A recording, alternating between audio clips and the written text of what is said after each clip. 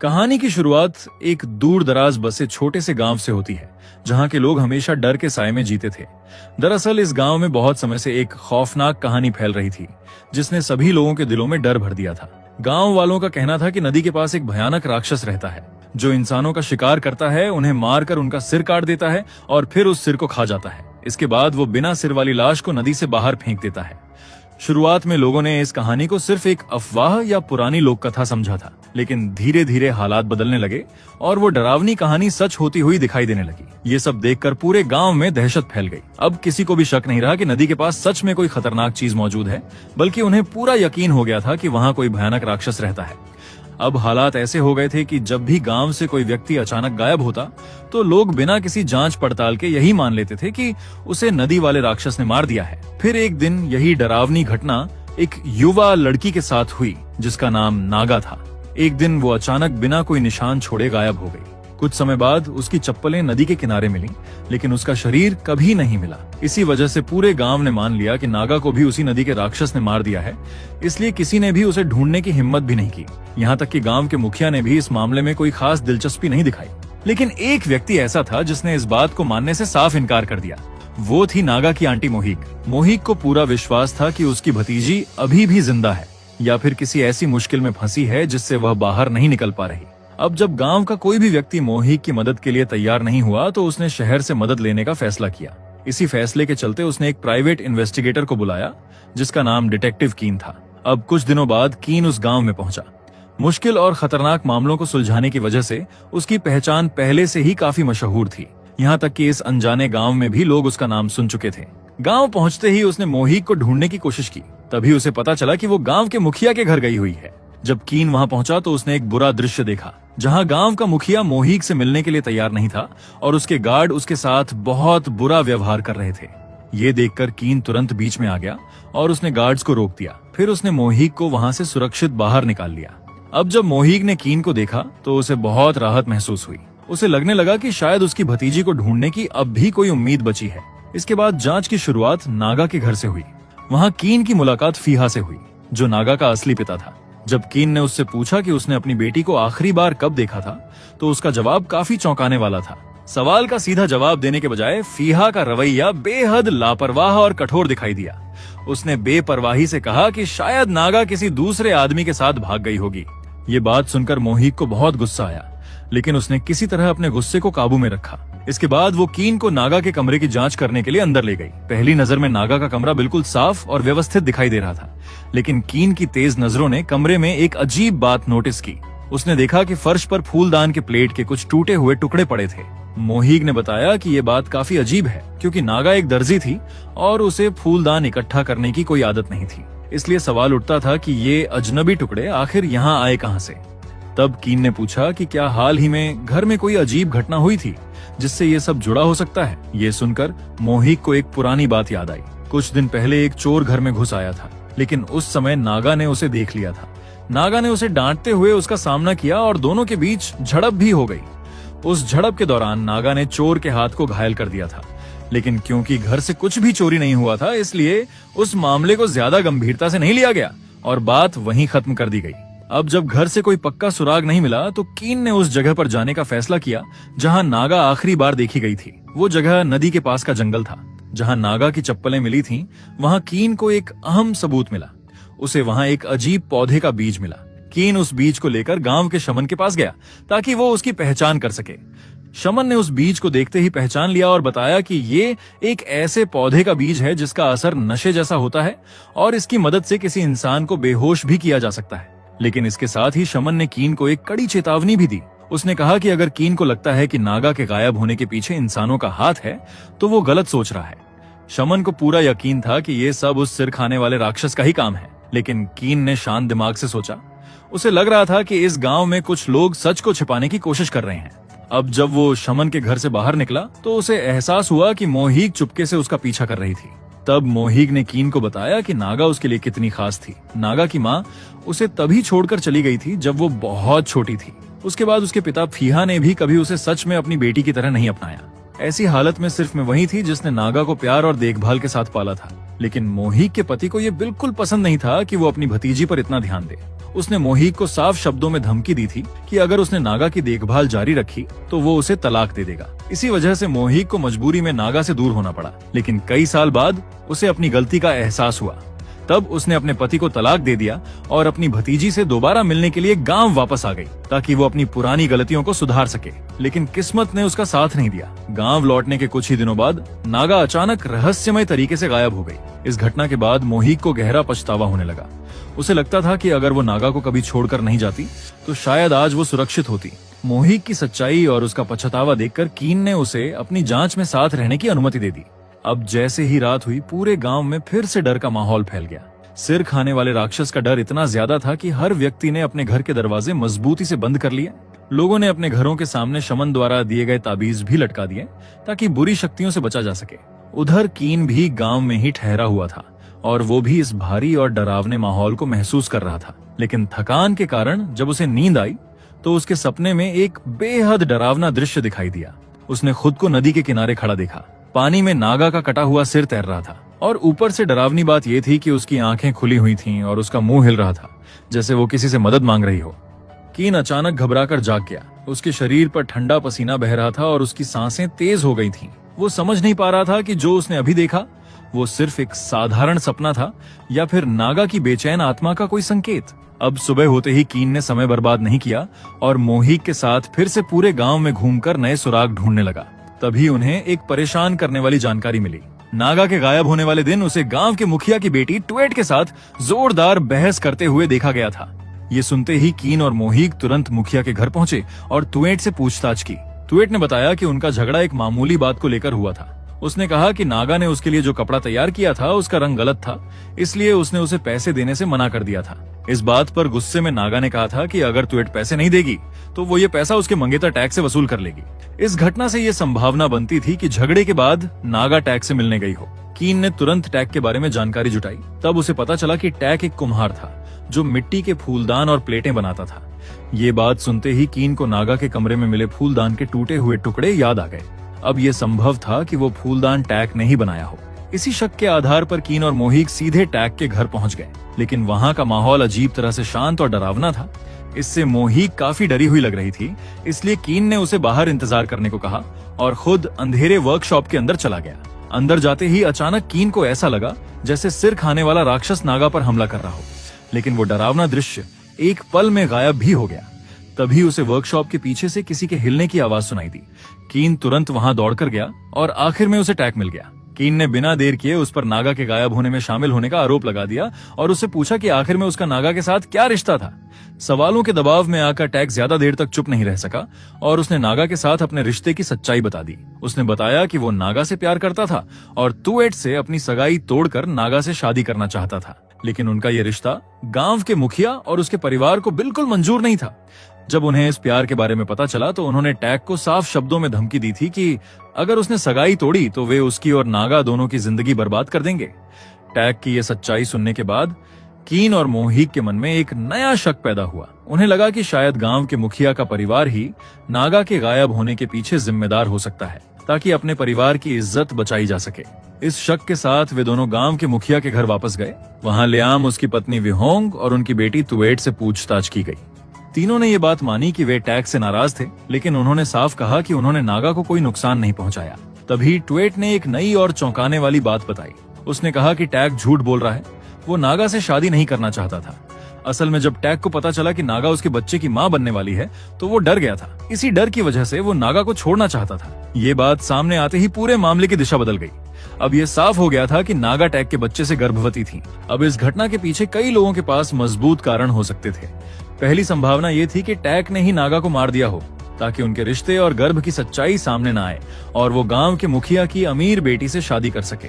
दूसरी संभावना ये थी कि मुखिया के परिवार ने नागा को खत्म कर दिया हो ताकि उनकी बेटी की सगाई किसी बदनामी की वजह से टूट न जाए। लेकिन ये सब अभी सिर्फ शक और अनुमान थे। अभी तक किसी के खिलाफ कोई पक्का सबूत नहीं मिला था।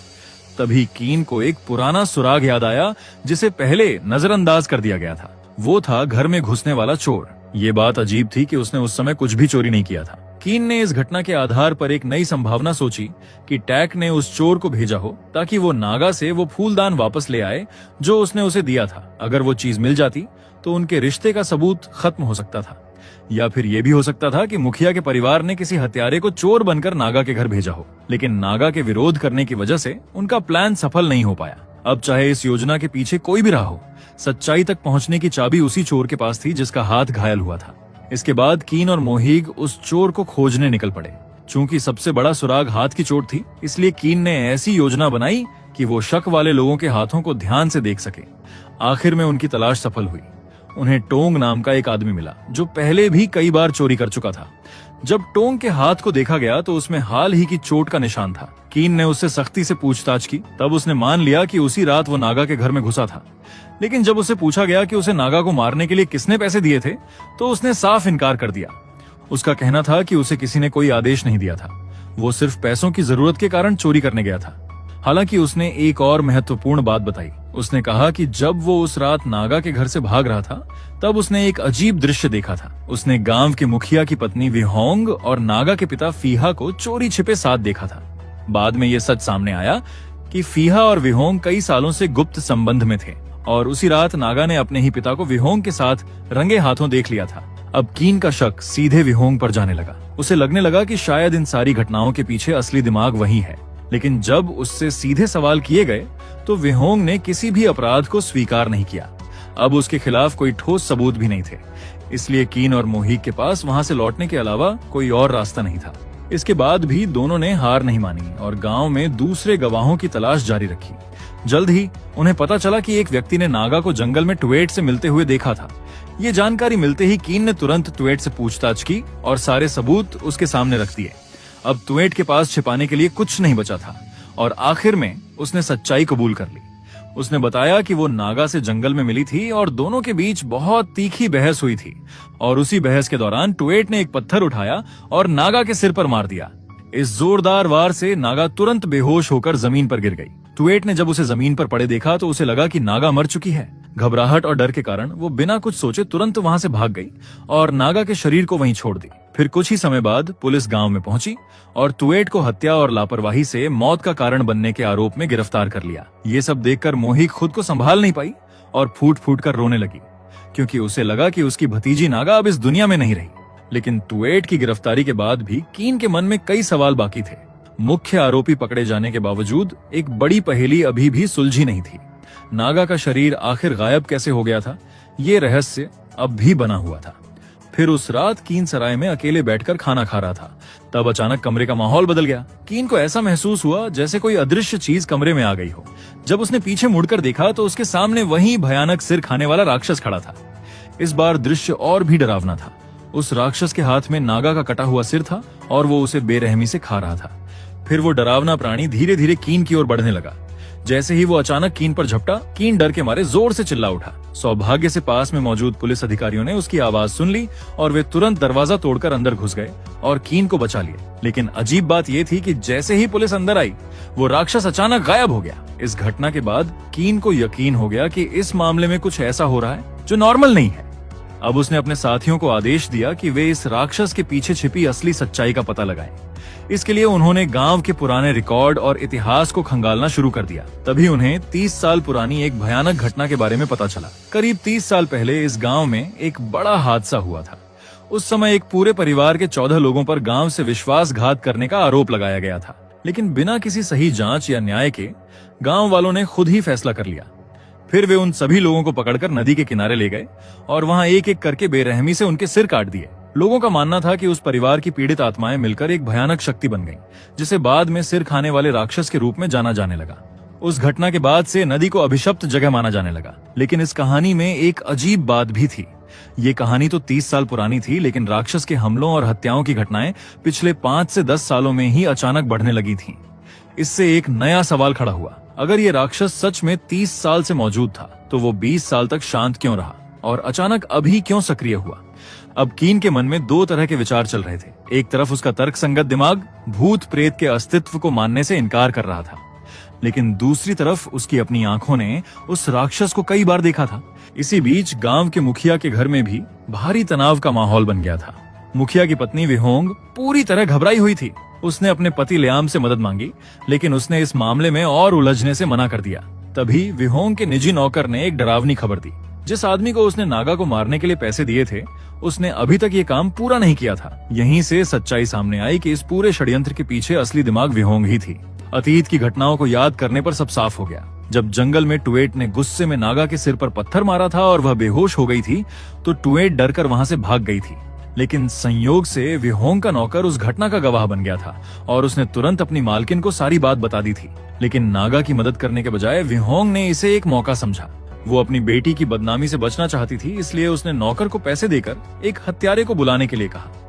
उस काम के लिए चुना गया आदमी था टोंग, वही चोर जिसे पहले पकड़ा गया था। लेकिन टोंग चालाक और लालची था।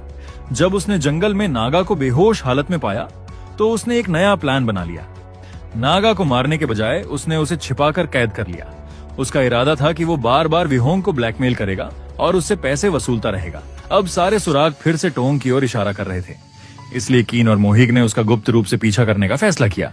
कुछ समय बाद उन्हें पता चला कि टोंग फिर से विहोंग को ब्लैकमेल कर रहा था। वो धमकी दे रहा था कि अगर उसे और पैसे नहीं मिले तो वो नागा को जिंदा गांव वालों के सामने ले आएगा और विहोंग की सच्चाई सबको बता देगा।